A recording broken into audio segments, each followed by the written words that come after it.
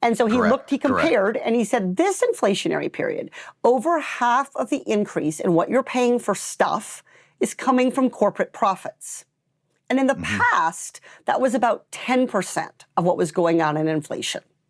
And so the solutions to this inflation are going to have to include some new and different tools than we've used to fight past inflation. Right. The other thing It's complex. It's complex. Inflation is always complex. Anyone who says, and this is the Republicans all day long, inflation's bad.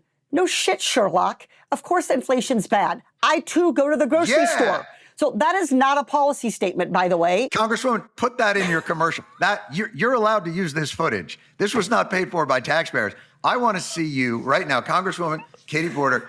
No shit, Sherlock. Let's get this done. I mean, that's all Republicans have to say, which is inflation is bad. Well, yes, folks, we get that. I just bought Fritos for $4.99. I spent $10 to feed these children Fritos, for crying out loud.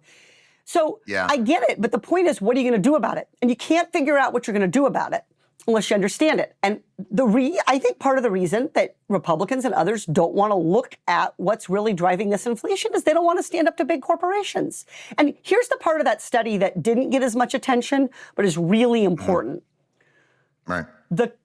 Companies, the areas, the industries where there's the biggest profit margin, the biggest price gouging being tacked on to what we're paying. You're talking about probably energy and the like. Industries, automotive industry, where there's almost no competition.